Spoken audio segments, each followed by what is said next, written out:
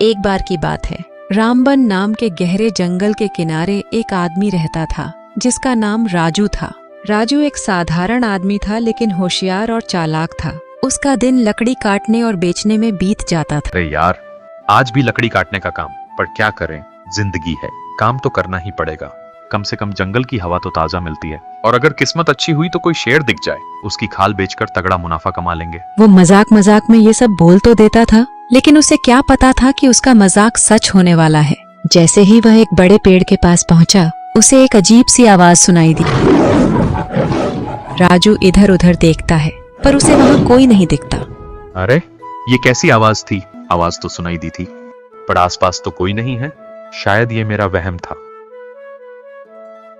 तभी झाड़ियों के बीच से एक बड़ा सा शेर राजू के सामने आ खड़ा।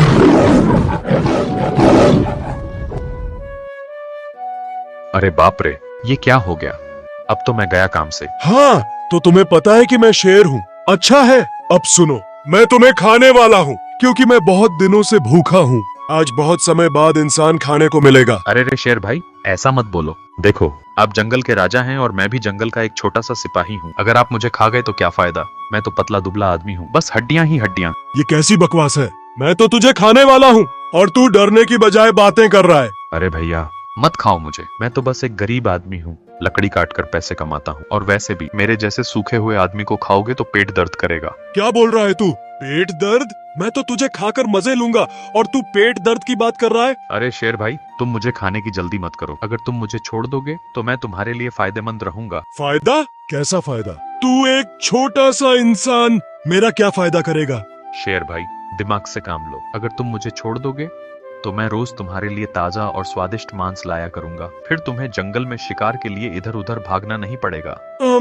मजेदार मांस बिना शिकार किए? तुम्हें लगता है कि तुम मुझे बेवकूफ बना सकते हो और मैं तुम्हें छोड़ दूंगा? अरे शेर भाई, नहीं, मुझे बस एक मौका दो। मैं अपनी बात का पक्का हूँ। ठीक है, पर याद रखना, अगर तू खाना लेकर नहीं आया तो तुझे ढूंढ कर खा जाऊंगा। ठीक है शेर भाई, मैं तुम्हें नाराज नहीं करूंगा। राजू ने शेर को अपना वादा दिया और जंगल से वापस अपने घर की तरफ चलने लगा। उसे लगा कि अब उसकी जिंदगी बच गई है, लेकिन उसका दिल जानता था कि उसका शेर को दिया हुआ वादा निभाना मुश्किल होगा। अरे यार, ये तो बड़ी मुसीबत हो गई। मैं रोज शेर के लिए मांस कहाँ से लाऊंगा? मेरे पास तो पैसे भी नहीं है। पर अगर मैं मांस नहीं लाया तो शेर मुझे खा जाएगा। अब मैं क्या करूँ?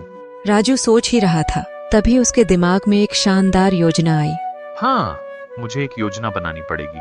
शेर को थोड़ा समझाना होगा कि रोज मांस लाना मुश्किल है, और अगर मैं उसे कुछ और खिलाने में सफल हो जाऊं तो शायद वह खुश हो जाएगा। राजू ने एक योजना बनाई।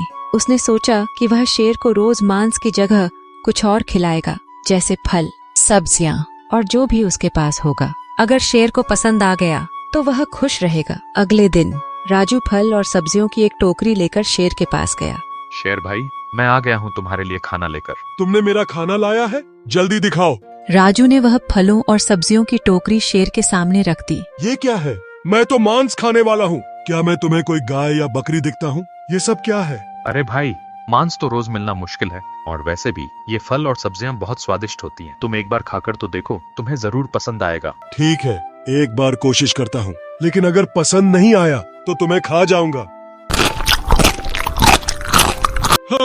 ये अच्छा है, थोड़ा अलग जरूर है, लेकिन स्वादिष्ट भी है। ठीक है, मैं मान लेता हूँ। तुम रोज मुझे ये सब खिला सकते हो? हाँ शेर भाई, मैं तुम्हें रोज ये सब खिलाऊंगा, लेकिन तुम्हें भी मेरा एक काम करना पड़ेगा। तुम्हें जंगल के बाकी जानवरों से मेरी रक्षा करनी होगी। बस इतनी सी बात? मेरे होते हुए तुम्हें यहाँ कोई छू भी नहीं सकता। राजू और शेर की दोस्ती हो गई। राजू रोज शेर को फल और सब्जियां खिलाता और शेर भी खुश रहता। इस तरह राजू ने अपनी समझदारी से अपनी जान बचाई और शेर को भी खुश रखा। और इस तरह राजू और शेर की दोस्ती ने जंगल में एक नई कहानी शुरू कर दी। राजू ने शेर का काम किया और शेर ने राजू का। अब आप भी लाइक, शेयर और सब्सक्राइब करके हमारा काम कर दीजिए। धन्यवाद।